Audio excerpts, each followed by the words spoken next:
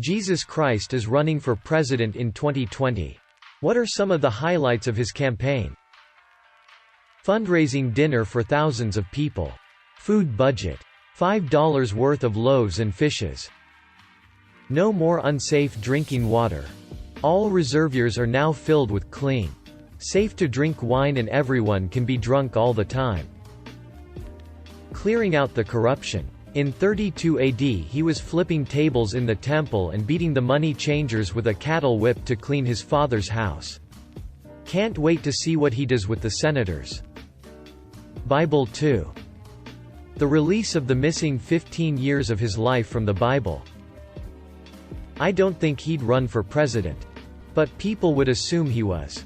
And then murder him. I'm not sure Jesus would live long in America. Elect me. Or I'm going to tell Dad.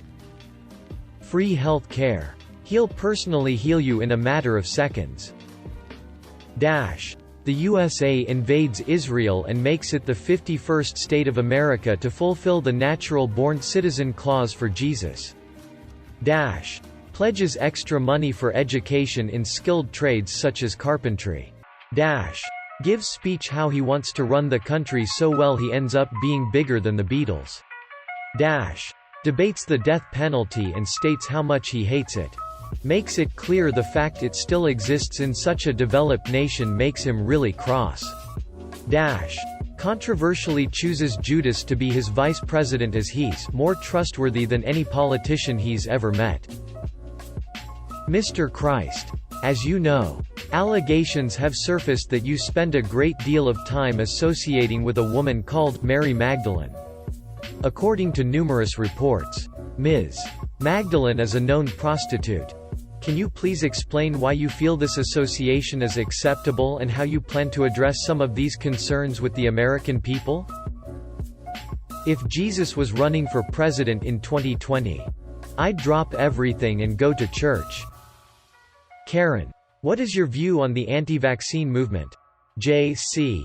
It's utterly ridiculous and should be abandoned. Get your vaccinations, Karen. Damn, the pro-vax movement has really gone far. They even got to you? Sad to be honest. Among the many scandals that arise during his campaign. 1. Questions about his parentage. 2. Allegations that he is a secret Muslim and attended a madrasa in Egypt as a child. 3. Sinister connections to radical left-wing preacher John the Baptist. 4. Further radicalization during 40-day solo trip to the desert in Palestine. 5. Suspected alcoholism. 6. Free loaves and fishes policy. 7. Anti-rich propaganda recorded during his Sermon on the Mount. 8. Anti-family message.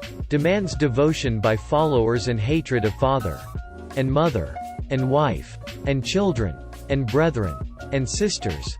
Yea. And his own life also. 9. Arrogance. Thinks he walks on water. 10. Arguments against established moral law and order of the Pharisees. 11. Consorting with prostitutes, loose women, and illegal immigrants. 12. Destruction of small money-changing businesses employing hundreds of hardworking Jerusalemites. 13. Cannibalism. 14. Involvement in Marxist communes in which all private property was abolished and goods were distributed according to each member's needs. Donald Trump runs on a platform of supporting religious freedom for true Christians against Jesus's socialist Muslim-Jewish agenda and wins every state, only losing the District of Columbia. He promises to feed the poor with a literal unlimited supply of fish. Republicans hate the fish tax on the wealthy, even though it doesn't exist. Democrats hate the rampant overfishing of the world's oceans, even though he's literally turning small piles of wheat into mountains of free fish. He loses in the primaries. All who oppose have the link. He gets called a filthy commie and told to go back to the Middle East. The only gun that needs to be banned is the nail gun. He'd have separate campaign platforms for each state. Massachusetts will officially appoint Tom Brady as one of his apostles. Texas. It is now canon that Jesus was nailed to a field goal post instead of a crucifix. West Virginia will make Take Me Home Country Roads an official hymn. Louisiana We'll hold a last supper for the entire state. Which is just a large crawfish boil Nevada. Offer to take the aliens in Area 51 back home California. We'll use his carpentry skills to build many houses. Thus ending the housing crisis Florida. He'll turn water into Four Loko laced with meth Michigan. We'll turn Flint water into Fago. Trump constantly calling him Dirty Sandals Christ and then claiming that his birth certificate was fake. He'd never make it past the primaries. He's a brown-skinned Middle Eastern socialist that favors open borders and dismisses the rich. Losing the evangelical Christian vote to Trump. He turns the Capitol reflecting pool to wine after walking across it giving a speech. He speaks directly to the people, not through interpreters or through the normal hierarchical channels. He refuses to run for office. But people keep writing his name on the ballot in record numbers. He lashes out at the people in authority, but mainly his own political party for their hypocrisy. Though they've studied the law their entire lives. He seems to think they know the least about the spirit of the laws that the country was founded upon. His followers go through great lengths to protect him as the media whips up in a frenzy to block his nomination, even to the extent at doing harm against the media. SMH. They've been on the campaign trail with him for years and years now. They should get it by now. But they still can't seem to grasp his true intent. Jesus gives into the vitriol against, willingly offers himself to the media onslaught. That was stoked into a frenzy behind the scenes by the party leaders. And suffers to death. All in the hope that all could be truly free. Hell, turn your water into wine. He loses to Donald Trump. Highlights include Trump calling him an imposter and insulting him personally with third-grade humor. Which makes the MAGA crowd go wild.